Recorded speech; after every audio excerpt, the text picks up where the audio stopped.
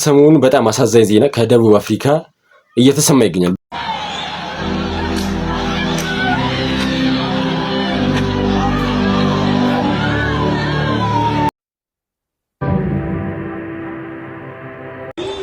Bapetela. Ibona bapetela. Na.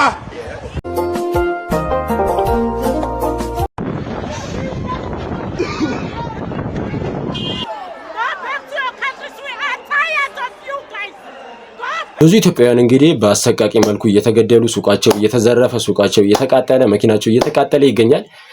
ይሄ ለምን ሆነ ብላችሁ ለምትጠይቁኝ አንዳንድ ሰዎች እስቲ መጀመሪያ አንዳንድ ቪዲዮችን አይተን ምንገባ ይሆናል።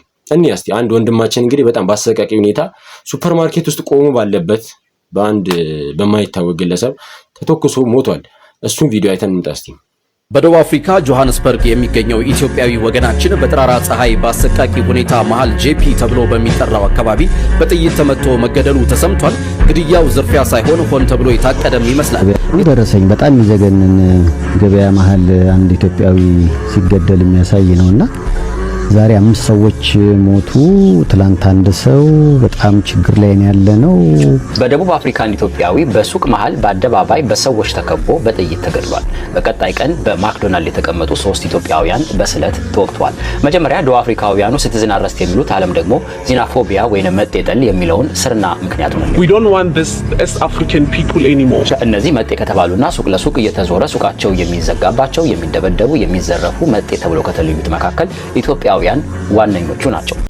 እንግዲህ እንደተመለከታችሁት ነው በጣም ብዙ ቪዲዮዎች የተቃውሞ የሰልፎች ምናምን ነገር በደቡብ አፍሪካ ሰሞኑን እንግዲህ በተለያዩ ሶሻል ሚዲያዎች ላይ ያያችሁት ነው።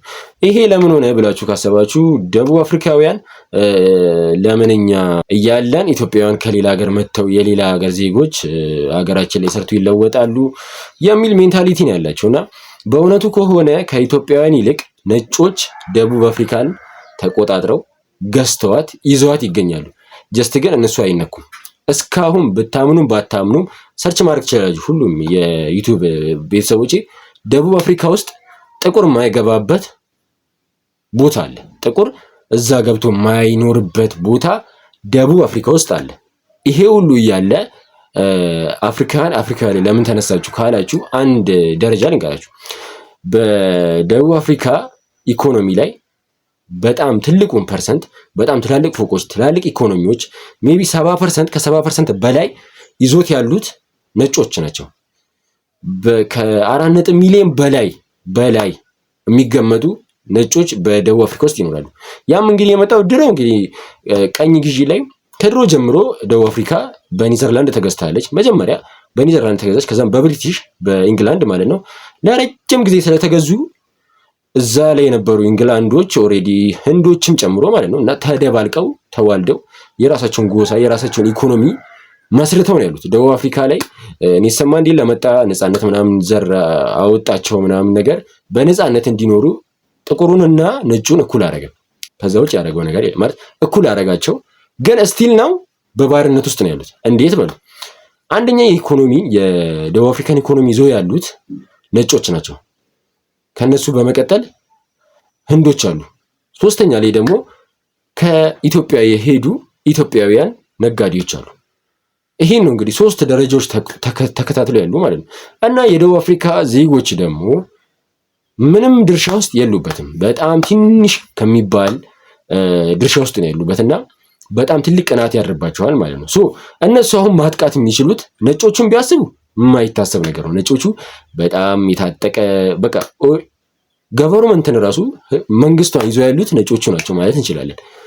ህንዶቹም ላይክ እንደዛ መካከለኛ ነገር ናቸው። ከዚህ ሀገር የሄዱት ኢትዮጵያውያን አፈር ለሰው አፈር ከድሜ በልተው የሚያድጉት ኢትዮጵያውያን ደግሞ በሶስተኛ ደረጃ አሉ። እነሱ ይቀላሉ። ሜቢ ዲፌንስ የሚያደርግላቸው ምንም አካል የለም።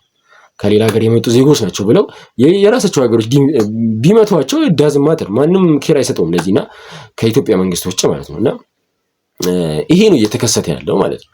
እና አንድ ደቡብ አፍሪካዊ በጣም የተጎሳቆለ የከሳ ከኢትዮጵያ የሄደ አንድ ሰው መስራት ከፈለገ እዛ አፈር ድሜ በልቶ ይለወጥበታል እዛ ሀገር ላይ ማለት ነው። ደቡብ አፍሪካዊ ቁጭ ብሎ እያየው አንድ ኢትዮጵያዊ ከዚህ ሄደ ደሃ ኢትዮጵያዊ እዛ ሄዶ አፈር በልቶ አፈር ከድሜ በልቶ ተለወጠባቸው ማለት ነው። ብዙዎች ኢትዮጵያውያን እንደዚህ ናቸው። ምንም የላቸውም። ወደ ደቡብ አፍሪካ የሚሄዱት በስደት ነው። በስደት ሄደው ኢንቨስትመንት አይደለም የሚሄዱት ብዙ ኢትዮጵያውያን ማለት ነው። ኢንቨስትመንት ሳይሆን የሚሄዱት ለመለወጥ ሄዱና አፈር በልተው አፈር ግጠው ይለወጣሉ። ያ ደቡብ አፍሪካዊ ቁጭ ብሎ ዝም ብሎ ያያቸዋል ማለት ነው። እና ኢትዮጵያውያንን ሳያዩዋቸው ምን እንደሚያሳብቅባቸው ታውቃለህ? የእነሱን ስንፍና ያሳብቅባቸዋል። ምንም ማድረግ አይችሉም። መንካት የሚችሉት ኢትዮጵያውያን ነው። እነሱን ያጠቃሉ ማለት ነው። እና ይሄ ነው እየተከሰተ ያለው።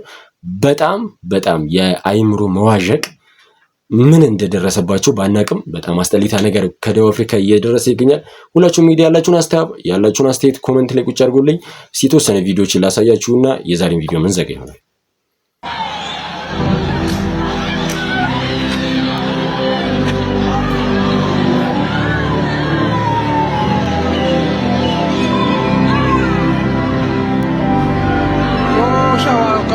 ቪዲዮ በዚህ ምንዘጋ ይሆናል። ለማንኛውም በቀጣይ እስከምንገናኝ ድረስ መልካም ጊዜ። ሁላችሁም ያላችሁን ሀሳብ አስተያየት ኮሜንት ላይ ማስቀመጥ እንዳይረሳ። ሁላችሁም እንግዲህ ቅድም እንደነገርኳችሁ ከአመት ምናምን በኋላ ነው ወደዚህ ዩቲዩብ ቻናል እየተመለስኩ ያሉትና ይሄ ቪዲዮ በጣም ቫይራል እንዲወጣ ኢንጌጅ እንዲኖረው ፑሽ እንዲያደርግልኝ ዩቲዩብ የእናንተ እርዳታ በጣም ያስፈልገኛል። ሰብስክራይብ፣ ፎሎ፣ ላይክ ምናምን ማድረግ እንዳይረሳ። ፕሊስ ላይኳን ደግሞ እንዳትረሱ። ምክንያቱም ከቆይታ በኋላ ነው ዩቲዩብ ቪዲዮ እየፖስትኩ ያሉትና ፕሊስ ሼር ማድረግ ከቻላችሁ ሼር አድርጉ፣ ካልቻላችሁ ግን ላይክ ብቻ በማድረግ ኢንጌጅ እንዲያደርግ አድርጉልኝ። አመሰግናለሁ። ፒስ አውት